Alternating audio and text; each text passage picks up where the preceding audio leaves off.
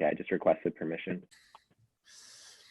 What is up, party people? Todd Tramonte here with my buddy Jason Simard with the Dual Threat Show. It's a dual threat because there's two of us. That's why we brilliantly named it that. That's Jason Simard. I'm Todd Tramonte. Jason is dominating all things Canada and beyond in the Nanaimo, Canada, Vancouver Island area. So if you ever have a need there, he's your guy. And my friends and I are here in the Dallas-Fort Worth area of Texas. So love to be a resource for you. We love to jump on here and have conversations that will help us sharpen each other, help us help each other grow our businesses.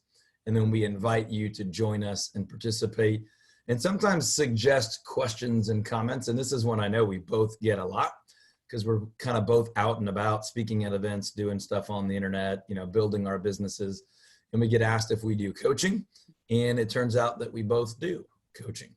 So we thought it would be helpful to do a little discussion show here, sort of both on what does coaching mean, big picture macro, and then also how do we both personally feel about coaching, what the value is and how we approach it, that kind of thing. So I think we'll just start there with sort of really what is coaching and where does it fit into the business of a real estate agent, team leader, broker, or whatever. So you want to take that one first and then I'll share some thoughts?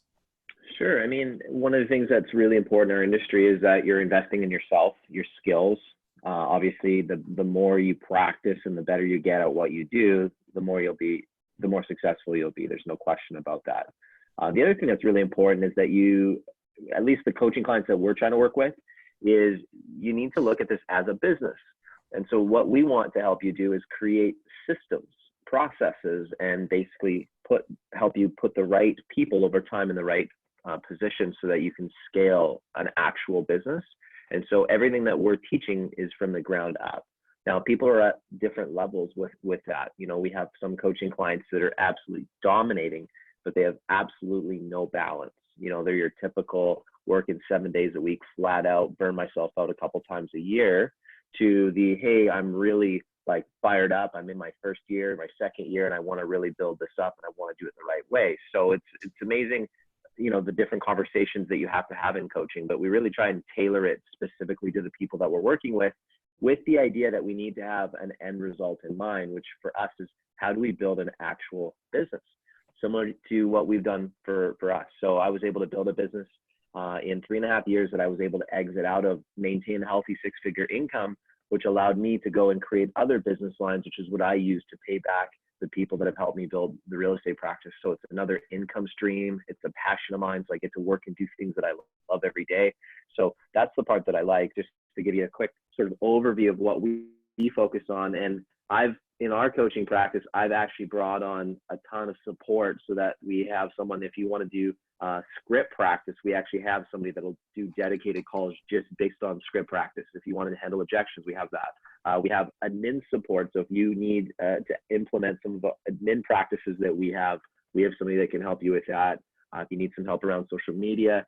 And then for me, I'm kind of like the high level strategist. So my job is to really help you understand the big picture and the reasons why we're doing the things that we are. So I'm big on trying to bring more value than people expect in our coaching practice. So that's kind of how I approach it. What about you, Todd? Yeah, I mean, I think it's interesting what does the word coaching mean?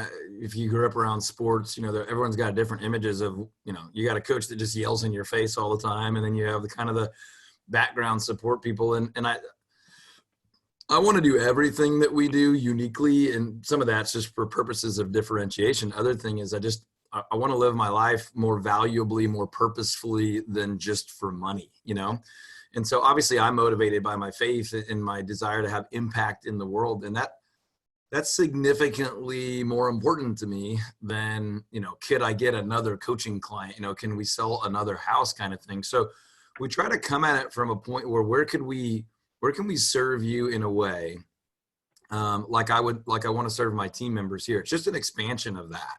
I feel gifted in a couple of areas and called to a couple of areas, and we want to help people. The way I usually phrase this is build a business that fits into the life you really dream about living. Now, that doesn't mean like sipping Mai Tais on the beach all day long, right? If you have a life with, you want to be a great husband, a great father, a great neighbor, a great contributor, whatever, healthy, physically healthy, whatever those things are, in the world of real estate, it's very common that we're trying to fit those things into hustling with buyers and sellers and showing property and going to closings and negotiating contracts, because those things we're responsive to, we're reactive to. So I want to help our team members, our brokerage agents, our coaching consulting clients, our radio listeners, my book readers, whatever, build an incredible life. And then business is just a part of that. But it's so common that in the world of coaching and consulting, it's all about business. Get more deals, close more deals, calls, contacts, appointments, it's all this metric of numbers. And so much of that stuff is true, but we want to bring a healthy balance to it. So I approach coaching. I always use the words coaching and consulting together. And I got a really great, humbling testimonial from a coaching client a couple of years ago. And he said, what I love about Todd is sometimes I need a coach, sometimes I need a consultant. And he phrased it where the coaching was like, here's what to do. Here's the next thing to do. Here's the technical, go do that. The consulting was more of like, help me figure out what ought to be next. Like maybe what's 2 or 3 steps down the road, or maybe where I need to back up and correct a little bit, or maybe where we need to have a conversation or two that has nothing to do with real estate, that has to do with my thinking or my motivation or my fears or I'm being too hard on myself, or I'm being too easy on myself, or, I've got something to hash out with my wife before I go hash that out with a buyer's agent, or it's not a budget issue. It's a fear, whatever. So we come from it, we have group coaching that tends to be, more of the technical coaching piece. Like here's some strategy, here's some thoughts, here's a script. We do role play calls one day, we do group coaching one day. We have all these online modules and courses and these things. That stuff's a little more technical. When you get into like the smaller group mastermind or the private coaching, which I only do 3 people, so it's not like I'm out trying to do thousands, but when we do the small group mastermind or the very private coaching, that's where much, much more of the consulting comes in, where I get to know you, your business, your family, your lifestyle, your habits, your hobbies. So I could say, well, time out real quick. Let's back up on that.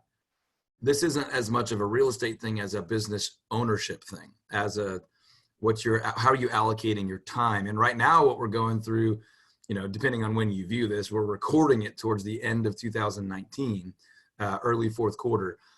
We're talking about planning for 2020 with a lot of these business owners, and planning has a lot to, it's more than saying, we want to do 3 million in commission income. That means this many transactions. Okay, well, why do you want that? How much time and energy are you willing to allocate that? You just talked, and I'll volley it back to you, but you've talked about how there's multiple businesses you're running. I'm obviously the same way. We've got the team, the brokerage, radio show, some books and stuff, some property ownership with commercial leases, whatever. But how much mental energy and focus are you going to give to each one of those things? When you do planning, that's more consultative, strategic than like, here's how you answer that objection. Here's how you get more deals done with transaction coordinator or client care or whatever. So we approach it, I don't like the word holistically, but kind of your whole life. And then where does this fit? So anything to add or take away from that? Yeah, no, I think it's good to look at, balance being a key component of your business in the beginning, right? If I could go back in time, yeah, sure, I had an explosive growth and did a lot of crazy stuff to build my business, everything ethical, but, like work 7 days a week, missed times with my family, didn't take vacations, well, now I do take time with my family, and I do take vacations, and I make that a priority, and it hasn't impacted my income, which is the really nice part of it. Yep. You actually become more successful when you're a balanced human being. So we do preach a lot of that is how do you take at least, 1 or 2 days off a week for yourself, where you can kind of recharge and maybe reactively work, because we are realtors, we're technically on 24/7, but, where maybe you're just handling offers that come in reactively, but, give yourself a day where you can go enjoy time with your family and disconnect. Like that's huge. Or you're going to burn out. Yeah. You're going to burn out. And who wants to work for the next 20 years with no balance and have a miserable life? You can have all the money in the world, but be completely miserable. And there's no point to that. Let me brag on you, and then let me ask you a question in that order. Sure. I remember you and I were sitting at a mastermind, I don't know, it feels like 2 years ago, maybe not quite that long ago. And there's a bunch of top performers in the room, right? And people that sell way more houses than me, and some that don't, but whatever. We're sitting there, and I don't remember exactly how you phrased it, but at one point you were like, time out. Look how relaxed this guy is. You were talking about me, right? So of course I appreciated the compliment. It was humbling, but you were like, this is a dude that has built a real business and is running and leading it and has freedom to think and explore, whatever you said. But basically you were like, look, this is a guy that's no longer kind of what we're talking about, just in the constant hustle, grind, fear of it, right? And you were still feeling some of that. You were obviously leading and had built this incredible business, and like everybody was like, check this guy out, 125 deals in his first year, like amazing, amazing, amazing. But you were still feeling some of that pressure. And then you and I have traveled a couple times together, and I've gotten to see you make the decision to say, I'm not going to do that forever. My family and is too important to me. My other hobbies, I want to build these other businesses and create income opportunities and growth opportunities for my people, my team members, my partners. And I've gotten to see, as you and I have traveled together several times, where it was nonstop. And then you were having to interrupt meetings and step out on the phone. And then I've seen that trickle down to where now you've gotten out of production and you're, I wouldn't say purely leading, because I know you still love to get in and help, but you've moved to a point where you're choosing and you're much more in control of your time, and it's helping you expand other businesses. So first, let me compliment you and say, I got to see you make a choice, make the change, and all the benefits to you, your family, and now your team. And that's exciting. And I know you're now coaching and helping other people make that same move. But I mean, we've even recorded episodes of this thing where you and I were talking about, here's my plan. I'm going to exit production. You had questions. You're obviously an unbelievably fast implementer, and that stuff's gotten done. So first of all, let me compliment you and brag on that. Second, let me ask you a quick question. You and I have talked about this before, so it's fun to talk about it here, but who would you say coaching is for? And then maybe real quick, we can talk about who maybe it's not for. Okay. Well, look, here's the deal. If you're going to invest in coaching, I think you need to have realistic expectations, because here's the thing. Everybody wants the secret pill that's just going to give you ultimate success. And what you have to understand is that a coach can only work with the people that they have. So if you don't have the right mindset to begin with, if you're looking to cut corners, if you're looking for shortcuts, and if you're looking for it to be easy, coaching isn't for you. So I'll just say that. Coaching is for those that really have the desire and want to be successful. Like they have that, they're going to be able to push themselves. We can only be a cheerleader for so long. At some point, your own self-motivation is going to have to kick in, because we're not going to be sitting there every day of every minute with you, trying to push you along. So if you can't do those two things, coaching isn't for you. If you are someone that has a desire, has the right attitude, but is looking for guidance, like, hey, help me plan out my business. What moves should I be making, or where should I be? Like, that coaching is for you. If you're somebody that really wants to be successful, and somebody like Todd or myself, we can help you in a major way, because we've done it. We understand it. It's not theory. We understand it. We're doing it every day. And for me, I surround myself with great people, and I have experts for every single facet of real estate that you can imagine that are there to support me. And so that's really, really important for you to think of that when it comes to coaching. But it's not going to be, look, don't expect after a month you're going to have $1 million business if you have. But Jason, I want to be like you. I want to do 125 deals in my first year. So let me just make a point and let you expand on it real quick.